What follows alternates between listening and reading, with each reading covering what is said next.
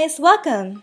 The Critical Attack Sniper is a really popular job class as almost every boss hunt and endless tower parties require someone who can dish out continuous damage from a distance. However, for ADL snipers to achieve high DPS, they'll need a more expensive set of gears as compared with other sniper builds and job classes. In the previous episode, we talked about the stat distribution, skill point allocation, and the recommended runes and guild buffs for the ADL sniper build. In case you missed it, I'll have it linked down below. In this video, I'll discuss what are the best items to use for each equipment and card slot. I will also give the pros and cons for each gear to help you decide what to purchase first and what to save up for later. Take note that I did not include cards that can be obtained from the minis and MVP boss monsters, as those are very rare and expensive to buy. Since this is a detailed video, I'll leave timestamps down below. Remember guys, this is only a guide and it's still up to you which equipment to choose for your character. Equipment builds may vary from player to player as it depends on a variety of factors such as spending capacity, whether BCC or Zenny, luck in getting enchantments, and personal preference. Alright, without further ado, let's begin. First, let's talk about weapons. Starting out as an archer, the most recommended weapon that you should get is a crossbow with one slot. This is the best bow for beginners as it deals a decent amount of damage and can be upgraded to have higher attack power. The crossbow can also be easily crafted from the Equipment Craft NPC in Pantera. It will require 5 iron and 100 jelly which you can obtain from monsters in the Pantera South and West Gate. You can also buy it for around 20,000 zenny from the exchange. As your archer progresses in the game, save up for the materials needed to upgrade your crossbow to tier 3. Don't forget to refine and enhance it from time to time to boost your attack power. Also, add an extra card slot so you can put damage modifying cards. You may use this bow only until you have changed job into a sniper, as there are other bows that outdamages it. A good weapon to have after you've become a sniper or once you've reached 120 dex is the mystery bow, which is the tier 4 upgrade of the crossbow. It has the same stats as a crossbow but with a bonus of 3% attack when you have 120 dex and another 3% attack when you have 150 dex. So basically, you will have a plus 6% damage output when using the mystery bow. You can upgrade your tier 3 crossbow to mystery bow, but take note that if your crossbow has 2 slots, it will only be upgraded to 1 slot mystery bow. So if you still don't have the zenny to purchase or craft a 2-slot mystery bow, I advise sticking to a good old double-slotted crossbow, as having an extra card that increases damage by 10 to 25%, depending on the card, is better than just a 6% damage you can get by upgrading to mystery bow with just 1 slot. But if you already have the zenny to buy a double-slotted mystery bow and upgrade it to higher tiers, go ahead and use it. Currently, I think this is the bow that gives the highest raw damage without the need to have a godly plus 10 or more refinement. Lastly, there's the Malang Snow Crab, which is the tier 4 upgrade of the Gakong bow. A double-slotted plus 10 or plus 15 Malang Snow Crab would be the best endgame weapon for the ADL sniper, as it can increase your crit damage by 5% at plus 10 and an additional plus 15% at plus 15. You need to have a total of 90 luck to achieve the optimal effect of the Malang Snow Crab, so you may want to adjust your stat build in the endgame by decreasing points on dex and adding more on luck. The drawback in having higher luck than dex is that although you have a lot of crit, the damage output may be lower. In order to compensate, you need to invest in your adventure handbook. You should unlock and deposit more headgears and cards that increase attack power. In my opinion, if you cannot get a double-slotted Malang Snow Crab with at least plus 10 refinement and tier 4, it's still good to use a mystery bow with 2 cards for the meantime, as it will still give higher raw attack damage. As for the weapon cards, what I suggest is to use damage modifier cards based on the element, race, or size of monsters you're farming, which I have talked about in the Cards 101 video. If you haven't seen that video yet, I'll have it linked down below. As a general rule, it's good to combine 2 different cards such as element plus size or race plus element, as compared to using 2 of the same cards. For example, if you're farming the Orc Lady, which is of Earth element, demi-human race, and medium size, you will have higher damage when your bow has 1 Manblood card combined with either the Skeleton Worker card or the Hydra card. Aside from damage modifier cards, you can also use weapon cards that give additional 10% crit damage, such as the Goblin Archer card, Steam Goblin card, and the Goblin Archer card. These cards also increase crit chance to a certain race of monsters such as the Undead, Formless, and Plant race respectively. It's a good idea to farm or craft Goblin Archer or Steam Goblin cards instead of buying them in the exchange, as unlocking these cards will boost crit damage by 5%. The Archer Skeleton card also proves useful for snipers as it increases range attack by 10% to any type of monsters.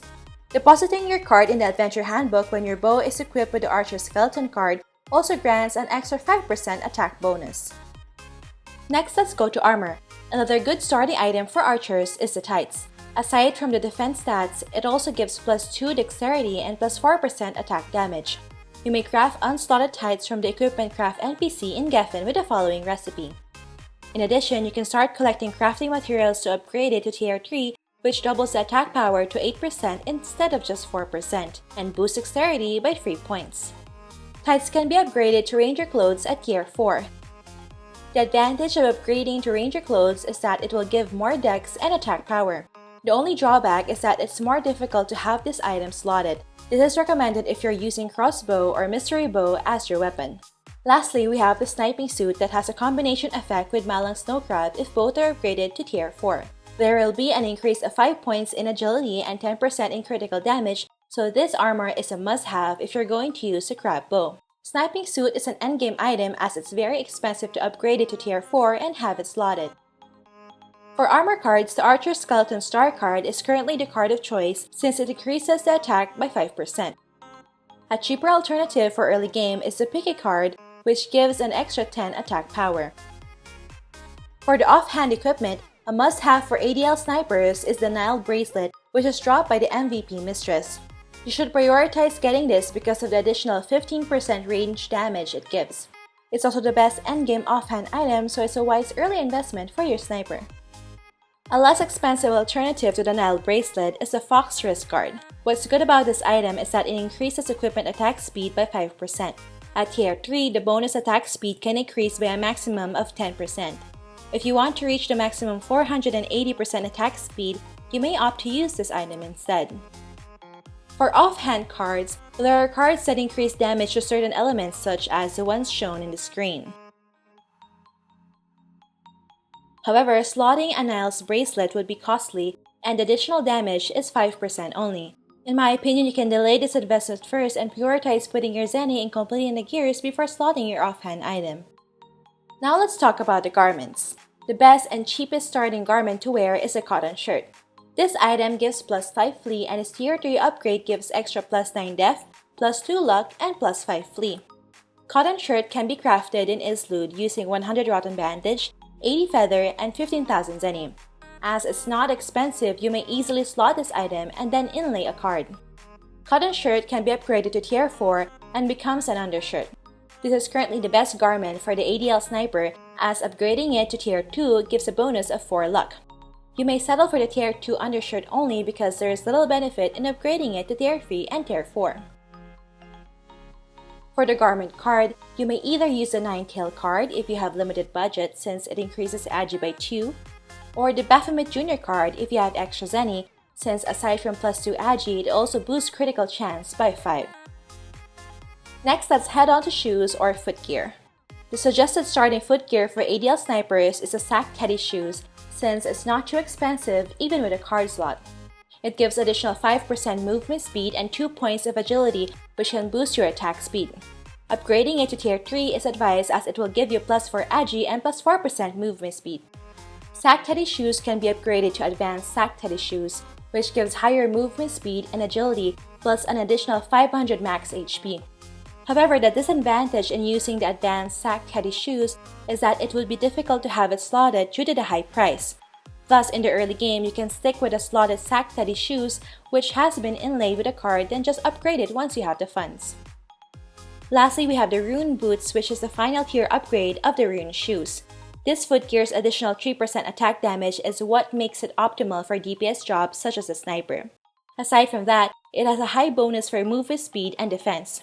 Its +30% bonus healing means you'll receive greater heals from your FS Priest. This is why the Rune Boots is the best endgame footgear for ADL snipers. But take note that this is the most expensive out of the footgears listed.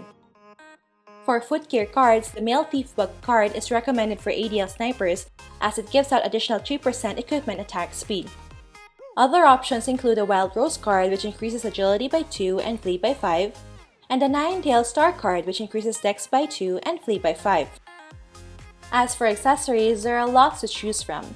At the beginning, you can just get the Luna Brooch from the exchange as a starting accessory. It gives plus 42 attack, plus 75 SP, and plus 5% SP recovery, which can be really useful when spamming double strafe as an archer. It's also the cheapest accessory you can get slotted. Another good accessory to have as an ADL sniper is a glove, since it gives plus 42 attack and plus 2 dex.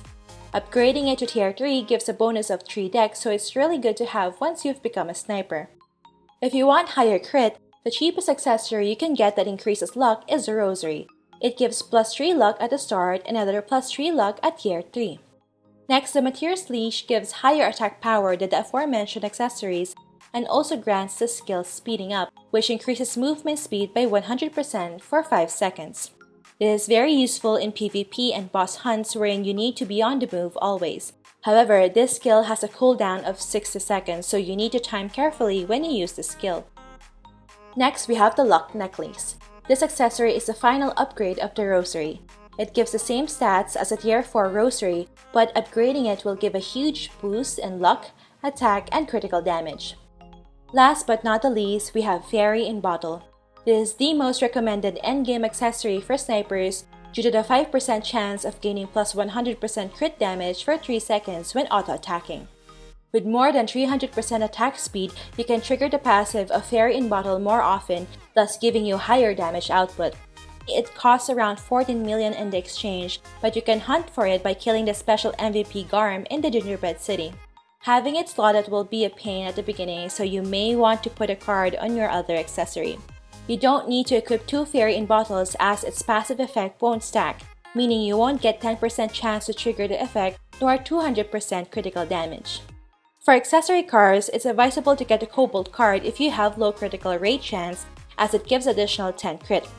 However, if you already have at least 60 critical, it's better to use the Greatest General card. The Greatest General card is inexpensive and gives 3% chance to use a skill called Focus Energy, which gives an additional 10% final damage to your normal attacks for 1 minute. Even though the effect has a low chance to be triggered, its duration lasts for 60 seconds, so you'll find that it can be active all the time. Lastly, for the headgears, these are the recommended items for each slot. First, for the head, you may craft a cat ear berry once you have advanced to Adventurer Class D. Crafting materials are easy to hunt and not so expensive when bought from the exchange. It gives 5% additional attack damage and has a slot for you to put in a card. The cards that you can inlay in this headwear are the Cramp card, which has plus 3 luck and plus 5 flee, or the Rocker Star card, which has plus 2 dex and plus 20 attack. For the face, the Dragon Scale Stripe is currently the best item as it gives a whopping plus 10 dexterity and plus 5 in stats. If you're going PvP, you can use the Hockey Mask as it increases damage to the human race by 10%. For the mouth, you can get the Chocolate Donut for the plus 5 attack power. For PvP, get Spike Scarf for the additional 5% damage to the human race. Next, for the back item, the Quiver is a must-have as it increases range attack by 7%. The blueprint can be obtained from the Archer NPC in the Goblin Forest, wherein you need to give 45 zircon. To craft, you need 15 zircon, 270 sticky mucus, 17 coal, and 3 fabrics. When you've reached level 80, you can unlock the Devil Wing quest, which will give you the chance to get a blueprint for the Devil Wing. The Devil Wing is a very good back item since it gives plus 1 to all attributes and plus 5% physical and magical damage. Lastly, for the tail, you may get the Marchosa's tail, which can be bought from the Arena Quartermaster. This item gives plus 10 refine attack and plus 2 refine attack for every plus 1 refinement level. You may refine tail equipment using the Sewing Machine Guild facility. Take note that I haven't included gacha items in the first section to emphasize that you don't really need to spend real money on this game to achieve high damage output. These equipment can all be obtained in-game without the need to spend big cat coins on gacha. However, for those who would like to try their luck on the fantasy generator machines in Pantera, it would be beneficial to get your hands on the following items. First, we have the Firmament Horn. This is the most important item for ADL snipers in the December 2018 Headwear Gacha. Firmament Horn gives +2 to all attributes, +5 critical, and +8% critical damage. It is a must-have since it gives better stats than a cat ear berry, which just gives 5% damage. The tail headwear Wind Perch Drake is also good to have, but is the rarest among the December 2018 Gacha set. Using it will make you deal 5% more damage to targets with more than 50% HP. Depositing it in the Adventure Handbook will improve your attack power by 1%. For the Christmas Carol Costume Gacha, the best item there for ADL snipers will be the Canon Champagne back item. When you proc its passive, you'll get +2 luck and +2% critical damage, which can stack up to 5 times. For Equipment Enchantment, your goal is to have the 4th Enchantment Sharp, which gives additional 5 to 20% critical damage, or Arch, which increases range attack by 2.5 to 10%. Remember that the 4th enchantment can only be activated when your equipment has at least +6 refinement. As for the additional stats, you should aim to get any combination of the following stats: attack, critical, critical damage, attack speed, or damage increase. Consider also keeping enchantment that increases dexterity, agility, and luck by 5 points until you get something better. Lastly, let's talk about pets. Pets are very important as they help you in combat. At the same time, they give their owners useful stats. Let's take a look at the 4 suitable pets for the sniper class that you can choose from. First, we have the yo-yo. The yo-yo is a really nice pet for beginners because the tropical banana taming item is quite cheap and you only need a few to catch one. What makes yo-yo a fitting pet is that it has a skill which gives the owner an additional 5% attack speed at max level. If you have more zenny for taming items, another good pet to have is the Mandragora Seed. The taming item for Mandragora Seed Nutrition Potion is pricier than the tropical banana, and it's relatively more difficult to catch than the yo-yo. However, what's good about this pet is that it can give up to +10 crit at max level, so you can easily attain a minimum of 60 crit rate for your ADL sniper. Next, the Deverucci is also a decent pet to have since it grants increased flee and attack damage. But again, the drawback is that the Contract of Shadow taming item is not that cheap. Lastly, we have the Baphomet Jr. I think this is the best pet right now for crit-tight snipers due to the 5% boost in critical damage and movement speed it gives. This will be really good if you already have 60 crit. However, if your crit is not yet 60, I suggest getting the Mandragora Seed first. Take note that the Baphomet Jr. has the most expensive taming item, the Book of Evil, out of all the pet options. If you have trouble catching pets, I have a pet catching guide which can help you get a 100% catch rate. I have a video link down below. Alright, so far we discussed the equipment, cards, enchantments, and pets. In my next and final video for this series, I'll discuss leveling tips and farming spots for the ADL sniper. Alright, that's it for this video, guys. Don't forget to like if you enjoyed watching this guide. Also, I'm currently having a premium card giveaway. I'll leave a video link down below if you'd like to join. If you're new here, I'd love for you to consider subscribing by hitting the red subscribe button down below. I'd love to have you back. Thank you for watching and see you in the next episode.